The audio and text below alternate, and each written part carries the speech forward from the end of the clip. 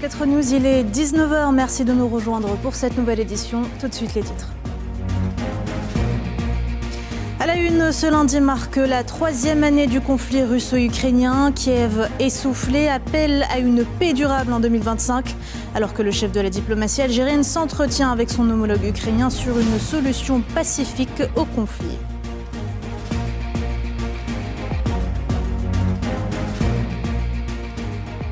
La Russie ne compte pas cesser les combats en Ukraine sans avoir obtenu ce qu'elle veut des négociations sur la fin du conflit. Déclaration faite ce lundi par le ministre des Affaires étrangères russe. On y reviendra dans cette édition. Et puis commémoration du double anniversaire de la création de l'Union générale des travailleurs algériens et de la nationalisation des hydrocarbures. Le président Abdelmajid Tebboune parle d'une date qui témoigne du lien entre l'Algérie avec sa glorieuse histoire, alors que le Premier ministre Nader Al-Arbaoui pose la première pierre du projet de réalisation d'une nouvelle raffinerie à Hassi Messaoud.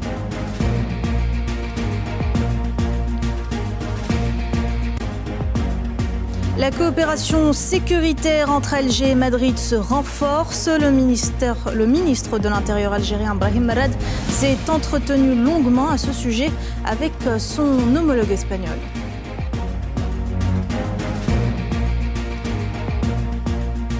Et enfin, Sahara occidental, le président Brahim Ghali accuse le régime d'occupation marocain d'avoir ouvert la porte aux agendas coloniaux et sionistes dans la région.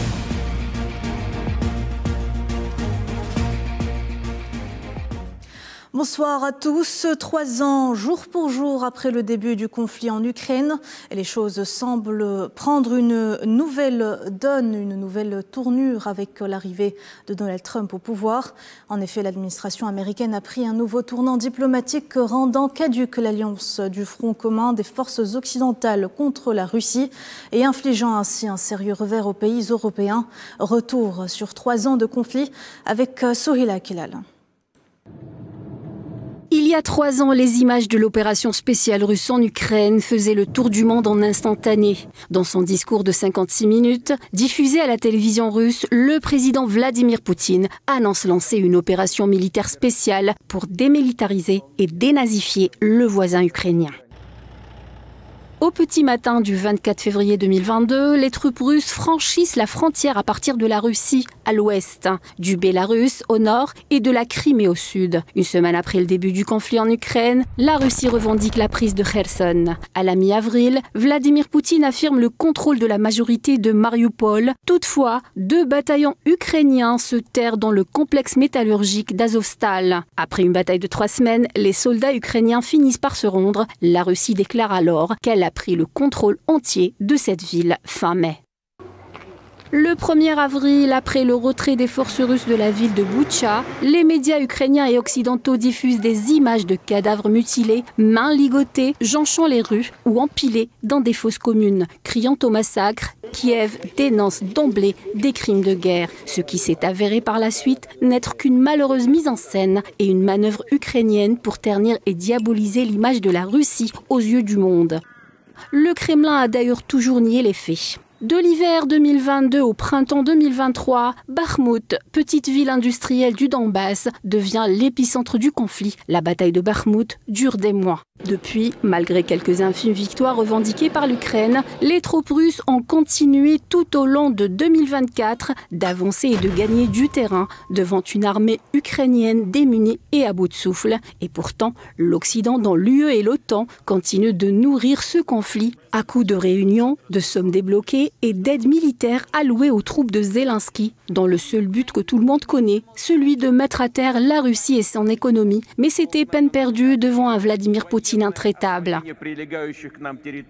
3 ans plus tard, la dynamique diplomatique connaît des changements avec l'arrivée de Donald Trump à la Maison-Blanche. En effet, la nouvelle administration américaine a déjà jugé irréaliste une adhésion de l'Ukraine à l'OTAN, tout comme l'ambition ukrainienne de reprendre les territoires perdus aux mains de la Russie. Donald Trump est revenu au pouvoir avec la promesse de mettre fin au conflit en Ukraine, mais sa réélection a surtout marqué la fracture du front commun des forces occidentales contre la Russie. Trump a changé du tout au tout la position des États-Unis à propos du conflit en Ukraine, qualifiant même Volodymyr Zelensky de dictateur et accusant l'Ukraine d'avoir commencé les hostilités avec la Russie. Suite à une conversation téléphonique avec Vladimir Poutine le 12 février dernier, Trump a également dépêché une délégation américaine en Arabie Saoudite afin de négocier avec la Russie une issue au conflit. L'Ukraine était absente lors de ces pourparlers. Cette dernière refuse d'ailleurs toute décision prise sur l'Ukraine sans l'Ukraine.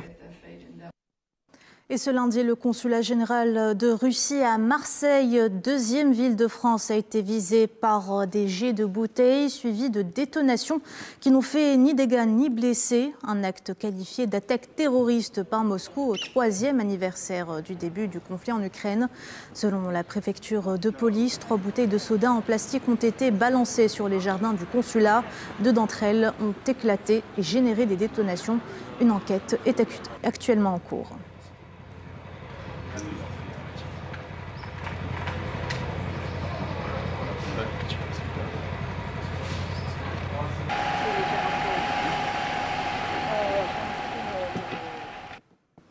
Et en parallèle, les dirigeants de l'Union européenne sont arrivés ce lundi à Kiev pour exprimer leur soutien à l'Ukraine lors d'un sommet organisé à l'occasion des 3 ans de l'opération spéciale russe en Ukraine.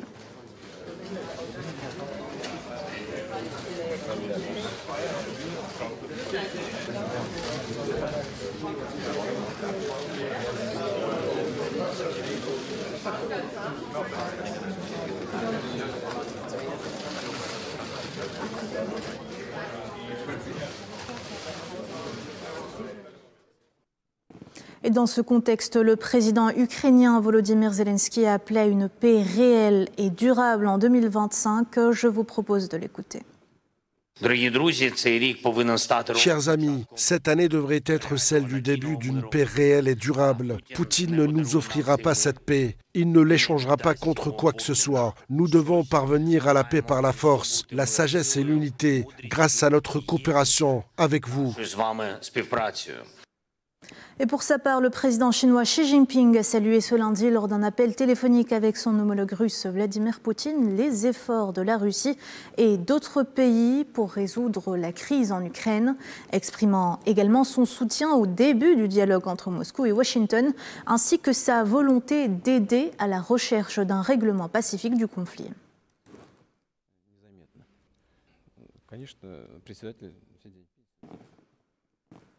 Et le ministre d'État, ministre algérien des Affaires étrangères, Ahmed Attaf, a reçu ce lundi un appel téléphonique de son homologue ukrainien, Andriy Sybiha. L'entretien entre les deux parties a porté essentiellement sur les efforts internationaux visant à parvenir à un règlement pacifique du conflit Russie-Ukraine, notamment les initiatives proposées dans le cadre de l'ONU, aussi bien au Conseil de sécurité qu'au niveau de l'Assemblée générale.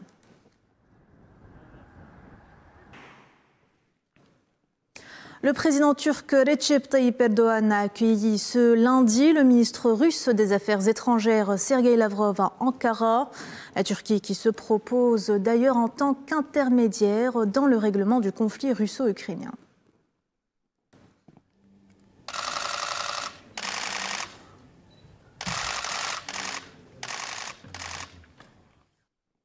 Et lors d'une rencontre avec son homologue turc, le chef de la diplomatie russe a déclaré que la Russie ne cessera les combats en Ukraine que lorsqu'elle aura obtenu ce qu'elle veut des négociations sur la fin du conflit que les présidents russes et américains veulent lancer. Le président a clairement déclaré que nous sommes prêts à négocier avec l'Ukraine. L'Europe et tous les représentants qui souhaiteraient aider à instaurer la paix de bonne foi. Mais nous ne mettrons fin aux hostilités que lorsque ces négociations auront abouti à un résultat ferme et durable qui convienne à la République, qui convienne à la Fédération de Russie. Résultat устраивающий Российскую Fédération. De son côté, le chef de la diplomatie turque Hakan Fidan se dit prêt à fournir tout le soutien nécessaire pour parvenir à un accord de paix par le biais de négociations. Regardez. Aujourd'hui, alors que la guerre entre dans sa 4e année, les États-Unis ont lancé une initiative visant à mettre fin à la guerre par le biais de négociations. Cette situation coïncide avec la politique que nous suivons depuis le début de la guerre. Nous attachons une grande importance à la nouvelle initiative des États-Unis en tant qu'approche axée sur les résultats. Nous pensons qu'une solution peut être trouvée par le biais des négociations auxquelles les deux parties participeront. Dans ce contexte, nous sommes prêts à fournir tout type de soutien pour l'instauration de la paix par le biais de négociations, comme nous l'avons fait auparavant. Nous sommes également prêts à accueillir des négociations. Nous poursuivrons également nos efforts pour assurer la sécurité de la navigation en mer Noire. Présente à Kiev pour le sommet des dirigeants européens, la présidente de la Commission européenne, Ursula von der Leyen, a déclaré que Vladimir Poutine était déterminé à faire capituler l'Ukraine, annonçant également l'octroi à cette dernière d'une nouvelle aide de 3,5 milliards d'euros.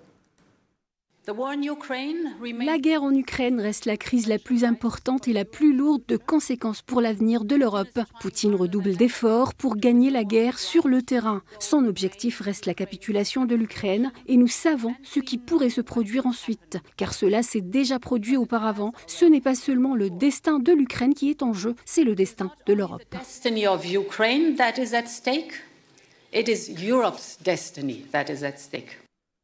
Et la Russie qui subit depuis février 2022 une transformation à grande échelle. Malgré l'isolement économique et les sanctions sévères, Moscou a quand même réussi à maintenir sa croissance grâce aux exportations militaires qui ont eu un impact inattendu sur son économie. Maria Chouilleur.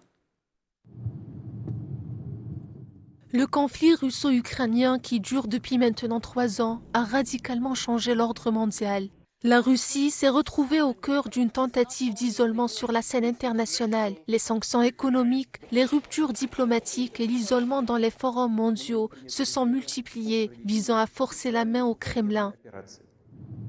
Pendant ce temps, un phénomène inattendu se dessine. La Russie, loin de s'effondrer sous la pression extérieure, semble trouver de nouvelles dynamiques économiques. La production militaire en particulier a pris une ampleur sans précédent, nourrissant ainsi l'économie intérieure du pays. L'une des technologies qui est née précisément dans le processus des systèmes d'aéronefs sans pilote est le contrôle des drones à vue subjective via la fibre optique. Dans le secteur civil, cela trouvera certainement son application. Par exemple, pour surveiller certains objets difficiles à atteindre, les chantiers de construction, les mines, les tunnels, les métros, certaines communications souterraines où le signal radio peut ne pas passer et s'estomper. Les tentatives d'isoler le pays sur la scène internationale semblent avoir pris une tournure opposée. Sur le plan économique, les chiffres sont en faveur de la Russie. Près de 100 000 nouveaux emplois ont été créés depuis le début du conflit, principalement dans les industries de la défense. Un paradoxe frappant dans un pays sous sanctions occidentales. Les Russes ont tendance à afficher une attitude positive quant à cette nouvelle stratégie économique. Il y a du travail pour tous ceux qui veulent travailler. Pour ainsi dire, nous n'avons pas de chômage. Les transports fonctionnent bien. Les soins médicaux se sont améliorés. La seule chose négative est que les prix ont augmenté. La nouvelle administration américaine espère parvenir à un accord pour mettre fin au conflit russo-ukrainien d'ici fin avril. Mais quelle que soit l'issue du conflit, la situation pour la Russie a radicalement changé pour le meilleur. Et ce, grâce à la montée des investissements dans le secteur militaire. Pas seulement, puisque la Russie a trouvé de nouveaux partenaires, et pas des moindres, dans la Chine pour les exportations énergétiques. Législative en Allemagne, le dirigeant de l'Union chrétienne-démocrate Friedrich Merz, qui a remporté les élections législatives de dimanche et qui sera probablement le prochain chancelier allemand, a déclaré ce lundi que son parti avait reçu un mandat clair pour former un gouvernement de coalition entre conservateurs et sociaux-démocrates et que les discussions commenceraient dans les prochains jours.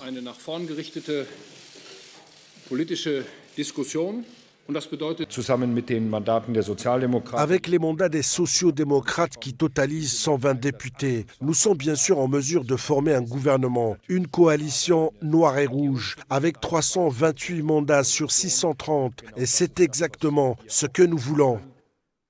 Et c'est également une défaite difficile pour le chancelier allemand Olaf Scholz, dont le Parti social-démocrate a essuyé un revers historique dimanche aux élections législatives. Ce dernier a déploré un résultat amer. On l'écoute. Bonjour à tous. Le résultat électoral d'hier a été amer pour le SPD et je tiens à le dire très explicitement. La situation ne s'est pas améliorée aujourd'hui. Je tiens à souligner que c'est un grand honneur pour moi d'être le 9e chancelier de la République fédérale d'Allemagne. Le 4e social-démocrate à occuper ce poste dans l'histoire de la République fédérale. Et il est très important pour moi de mener à bien ce travail de manière ordonnée jusqu'au dernier jour. Et ce lundi 24 février marque la commémoration du double anniversaire de la création de l'Union générale des travailleurs algériens et de la nationalisation des hydrocarbures. À cette occasion, le président de la République Abdelmajid Tebboune a adressé un message lu en son nom par le Premier ministre Nadir Al-Arbaoui, déclarant que cette date témoigne du lien entre l'Algérie et sa glorieuse histoire. On écoute.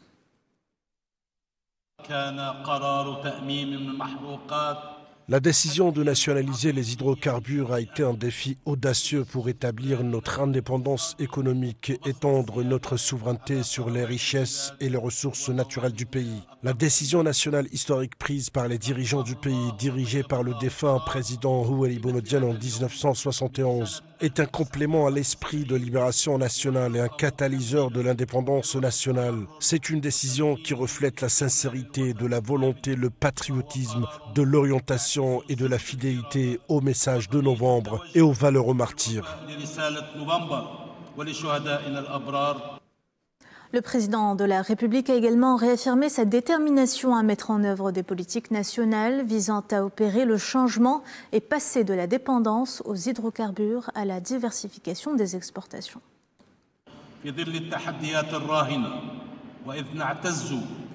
À la lumière des défis actuels et alors que nous sommes fiers des réalisations successives au cours des dernières décennies dans le secteur des hydrocarbures, saluons le niveau d'efficacité et de contrôle de nos cadres gérant nos installations pétrolières et ceux affiliés à ce secteur vital, des professionnels aux simples ouvriers. Je renouvelle à cette occasion notre détermination à ce stade à élaborer et mettre en œuvre des politiques nationales visant à opérer une transition de la dépendance aux combustibles fossiles vers la diversification de nos exportations. Il s'agit d'une approche stratégique qui préserve le droit des générations à nos ressources naturelles, ouvre la voie à des modèles d'investissement rentables dans le domaine de la modernisation des industries manufacturières et de sous-traitance et de la création d'entreprises. C'est donc chargé par le président de la République que le Premier ministre algérien Nadir Al-Arbaoui a présidé ce lundi dans la ville de Hassi Mas'oud la cérémonie de célébration du 69e anniversaire de la création de l'UGTA et du 54e anniversaire de la nationalisation des hydrocarbures. Il a procédé d'ailleurs ce matin à la pose de la première pierre du projet de réalisation d'une nouvelle raffinerie de pétrole, où il a écouté un exposé sur ce projet qui permettra de traiter 5 millions de tonnes par an de pétrole brut, assurant ainsi l'approvisionnement nécessaire aux installations industrielles de la région.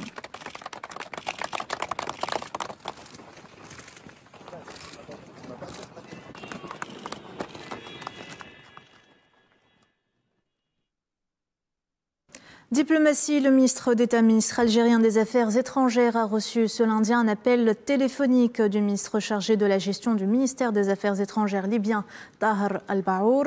Cet appel s'inscrit donc dans le cadre des traditions de concertation et de coordination entre les deux pays, notamment en ce qui concerne les dossiers politiques majeurs sur la table de l'Assemblée générale et du Conseil de sécurité onusien.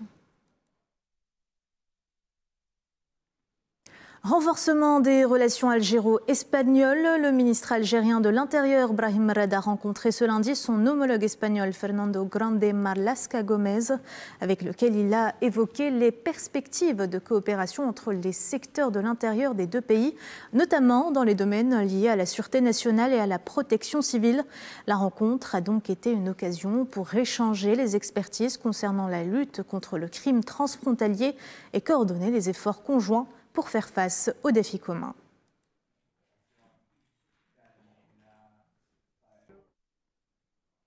Sahara occidental, le président sahraoui Ibrahim Ghali a affirmé en marge de l'ouverture de la 6e session ordinaire du secrétariat national que la cause sahraoui a remporté de grandes victoires, des acquis et des réalisations, faisant référence à l'arrêt de la Cour européenne de justice du 4 octobre 2024. Grâce à la persévérance et au sacrifice du peuple dirigé par le Front populaire pour la libération de Saqi al-Hamra et du Rio de Oro, ajoutant que tout accord qui ne bénéficie pas de l'acceptation et de l'approbation explicite du peuple sahraoui à travers son seul et légitime représentant, le Front Polisario, est considéré comme illégal.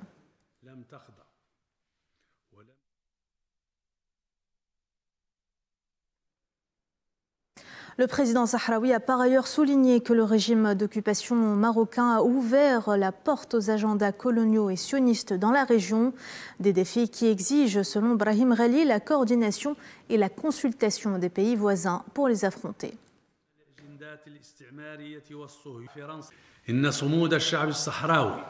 La détermination du peuple sahraoui et à sa tête l'armée populaire de libération sahraoui a poussé la France coloniale, véritable sponsor et protecteur des politiques expansionnistes marocaines, à révéler son vrai visage alors que le président Macron a annoncé que son pays avait décidé de reconnaître la souveraineté perdue du Maroc sur le Sahara occidental, piétinant ainsi toutes les chartes et résolutions de la légitimité internationale, les principes et objectifs de l'acte constitutif de l'Union africaine et tout ce que la France prétend respecter et engager en faveur des droits de l'homme, des valeurs de liberté, de démocratie et de justice.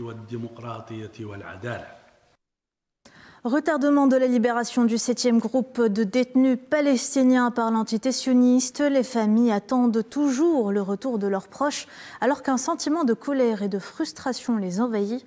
Ils dénoncent la violation par l'entité sioniste de l'accord de trêve. Malem Zienzitoune.